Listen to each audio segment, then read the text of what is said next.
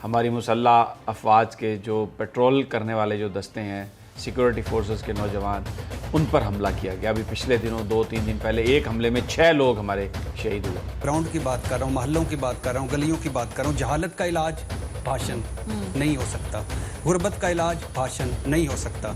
अगर आपने अभी तक हमारा चैनल सब्सक्राइब नहीं किया तो अभी सब्सक्राइब करें और बेल आइकॉन को क्लिक करके हमारी लेटेस्ट वीडियोस के बारे में अपडेट जानें।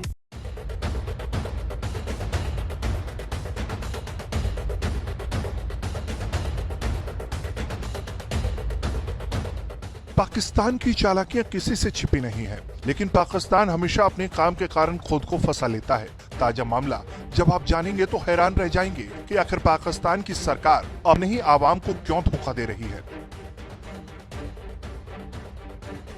पाकिस्तान अपने झूठे स्वाभिमान और कोरोना वायरस संकट की मजबूरी में फंस कर रह गया है। 5 अगस्त 2019 को जब नरेंद्र मोदी सरकार ने कश्मीर का विशेष दर्जा खत्म किया तो पाकिस्तान ने भारत के साथ व्यापार पर पूरी तरह से बैन लगा दिया। हालांकि 1 महीने के भीतर ही जरूरी दवाओं की किल्लत ने पाकिस्तान की सरकार को भारत से दवाओं की आयात करने के लिए मजबूर कर दिया। यहाँ तक कि जरूरी दवाओं की आड़ में भारत से सरसों का तेल तक मंगवाया जाने लगा। भारत से दवा आयात को लेकर हुई इस घालमेल को लेकर पाकिस्तान की सरकार भी सवालों के घेरे में आ गई है। एक और अहम खबर आपको दें, भारत से अद्वियात की दरामद। बोल न्यूज असल कहानी तक पहुंच गया है। चीनी गंदम स्कैंडल के बाद अब्दुल रज़ाक दाऊद अद्वियात की दरामद में भी मुलव्विस। भारत से अद्वियात की दरामद की इजाजत वजारत तिजारत ने दी। पाकिस्तान यंग फार्मासिस्ट एसोसिएशन ने प्रधानमंत्री इमरान खान के विशेष सहयोगी शहजाद अकबर को पत्र लिखकर भारत से व्यापार बैन होने के बावजूद 450 से ज्यादा दवाओं के आयात को लेकर जांच की मांग करती है। एसोसिएशन ने कहा है कि केंद्रीय कैबिनेट को कैंसर की दवाओं की किल्लत के बारे में जानकारी दी गई थी, लेकिन सरकार की ओर से जारी की गई समरी में थ्यूरोपेटिक गुड्स कैटेगरी के तहत सभी तरह की दवाइयाँ, विटामिन सिरिंज और सरसों के तेल के आयात को भी मंजूरी दे दी गई। तो देखा आपने किस तरह से बड़ी बड़ी बातें करने वाला पाकिस्तान कैसे भारत से दवा की और सरसों के तेल जैसे सामानों की भीख मांग रहा है। एक और भारत में जिहाद परोसने वाला पाकिस्तान आज भारत के सामने चोरी छुपे आयात करने के लिए लगा हुआ है। एक और वो अपनी आवाम को भारत के खिलाफ भड़काता है जिहाद के नाम पर, तो वहीं दूसरी ओर भारत के बढ़ते रुतबे से उसकी रूह कांपती है। ऐसे पाकिस्तान, ऐसे जिहादी सोच रखने वाले पाकिस्तान के बारे में तो एक ही डायलॉग सबको याद आता है, एक एक हिंदुस्तानी को गोली से उड़ा दूं। किन हिंदुस्तानियों को गोली से उड़ाएंगे आप लोग?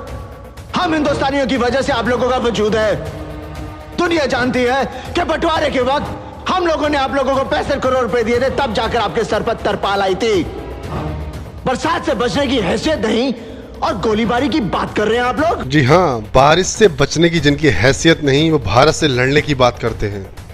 तो आइए अब दिखाते हैं आपको कि पाकिस्तानी मीडिया में क्या चल रहा है। डॉक्टर ताहिर शमसी साहब, आगाज ऑब्वियसली जो इंट्रो में सवाल उठाया मैं आप ही से करना चाहूंगी कि एक तरफ तो हम देख रहे हैं कि अमवात बढ़ती चली जा रही हैं। तमाम अखबार, तमाम मीडिया रिपोर्ट कर रहा है कि 24 घंटे के अंदर केसेस जो हैं वो बहुत ज़्यादा हुए हैं, कैजुअल्टीज़ बहुत ज़्यादा हुई हैं। तो थोड़ा सा इसको प्लीज़ एक्सप्लेन कर दें कि आप किस बुनियाद पे कह रहे हैं जबकि अमवात जो हैं वो बढ़ती चली जा रही हैं।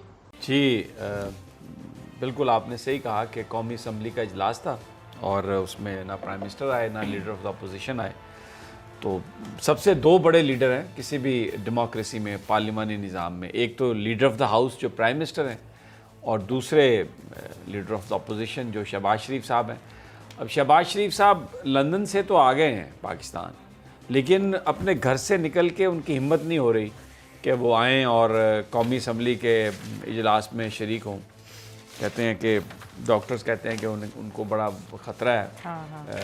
ये मैंने पढ़ा। तो अब अल्लाह ताला रहम करे। लेकिन आज एक बात मैं आपसे कह दूं, जितनी हुकूमत और अपोजिशन ने एक दूसरे को बुरा भला कहा है ना, अगर इतनी शिद्दत से कोरोना को बुरा भला कहा जाता ना तो हो सकता है वो शर्म से कोरोना फौत ही हो जाता। लेकिन मैं आपको बताऊं, ये यानी आज एक बड़ी हैरत की बात थी कि बजाय कोरोना को बुरा भला कहने के ये आपस में बुरा भला कह रहे थे।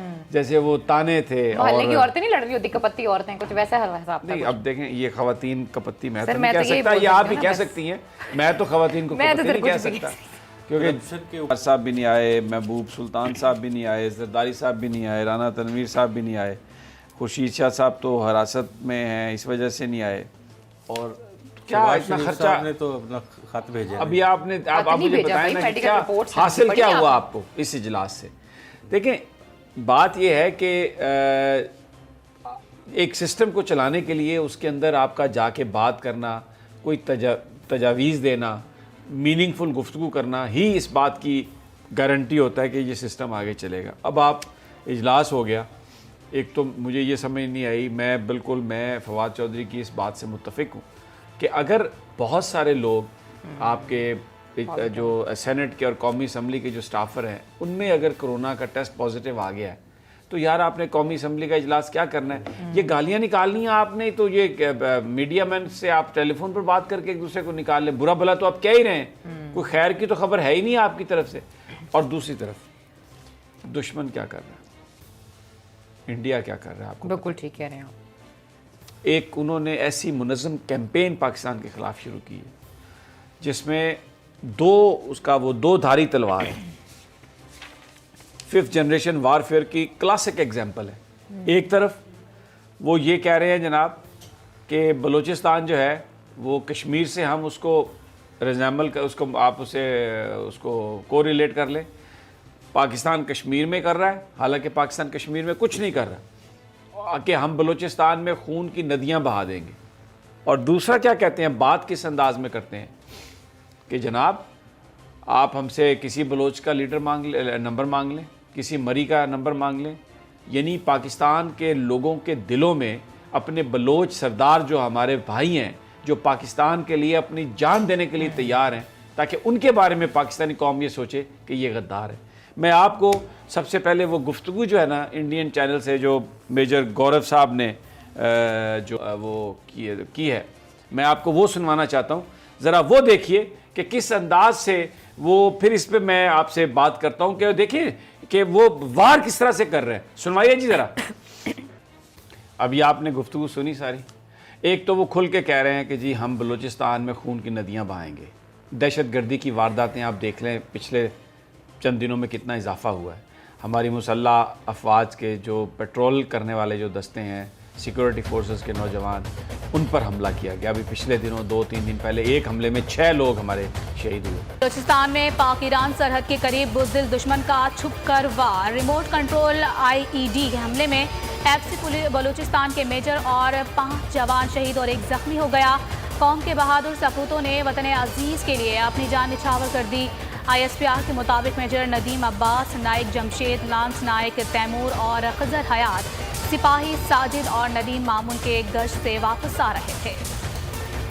और उनमें एक मेजर भट्टी भी खूबसूरत नौजवान था, अल्लाह उसके दर्जात बुलंद करे। और उसके पता नहीं वो उसकी माँ और उसका बाप और उसके बहन भाई कैसे उस सदमे को बर्दाश्त करेंगे। इतना खूबसूरत नौजवान, और वो इनकी वाह, तुम्हारे जवान मरे तो नौजवान, खूबसूरत नौजवान, उसके माता पिता, उसके परिवार याद आता है। और हमारे जवान जब मारे जाते हैं तो ये कैसे खुशी मनाते हैं। ये है इनकी जिहादी सोच कि इनके मरे तो इनके घर से एक चिराग बुझ गया और हमारे मरे तो काफिर। ये है इनकी जाहिल सोच और जिहादी सोच। दोस्तों, ये दर्द तो अभी शुरुआत हुई है, आगे आगे देखिए होता है क्या। ग्राउंड की बात कर रहा हूँ, मोहल्लों की बात कर रहा हूँ, गलियों की बात कर रहा हूँ। जहालत का इलाज भाषण नहीं हो सकता, गुर्बत का इलाज भाषण नहीं हो सकता, बीमारी का इलाज भाषण नहीं हो सकता, भूजन का इलाज भाषण नहीं हो सकता। देखें, जब हुकूमती नाकस मनसूबाबंदी होगी, पेशबंदी होगी और अवामी बेएहतियाती उसमें शामिल होगी तो कोरोना फैलेगा। जब एक रास्ता, एक हिकमत अमली कहीं नहीं होगी तो कोरोना फैलेगा। जब हम कर्फ्यू लॉकडाउन अफोर्ड नहीं कर सकते और स्मार्ट लॉकडाउन कर नहीं सकते तो कोरोना फैलेगा। जब हमारी हुकूमतें मखसूस आबादियों, मखसूस इलाकों में वहाँ भी लॉकडाउन नहीं करवा पाएंगी तो कोरोना फैलेगा।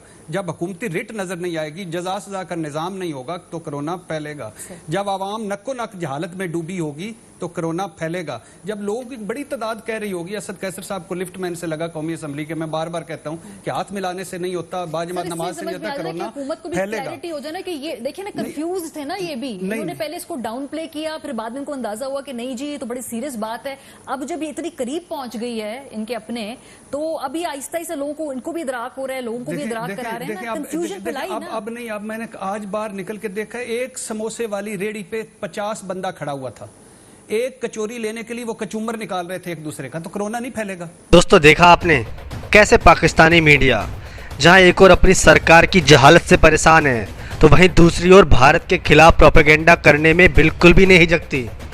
आपने एक चीज़ नोट की होगी कि पाकिस्तानी सरकार का कोई भी नुमाइंदा हो, वहाँ का कोई भी न्यूज़ चैनल हो या वहाँ का कोई भी बुद्धिजीवी वर्ग का व्यक्ति हो, वो दिल और दिमाग से एक बात को क्लियर कर बैठा है कि भारत उसका दुश्मन देश है। वो कभी नहीं कह सकता कि भारत एक देश है, वो हमेशा भारत को एक दुश्मन देश ही कहेंगे। अपना पड़ोसी के साथ साथ दुश्मन देश उसमें ऐड जरूर करते हैं। लेकिन कन्फ्यूज़न कहाँ है? कन्फ्यूज़न है हमारे देश में, हमारे देश के लोगों में, हमारे देश के बुद्धिजीवियों में, मीडिया में। हम लोग दुहाई देने लगते हैं इंसानियत की, लेकिन एक बात है, अगर देश होगा तो देश में रहने वाले लोग बचेंगे, अगर लोग बचेंगे तभी इंसानियत बचेगी। इसलिए अपने देश को अपने से ऊपर रखिए, और हाँ, लाइक कीजिए इस वीडियो को, अगर आपको पसंद आए शेयर कीजिए, कमेंट कीजिए पाकिस्तान के बारे में। जय हिंद।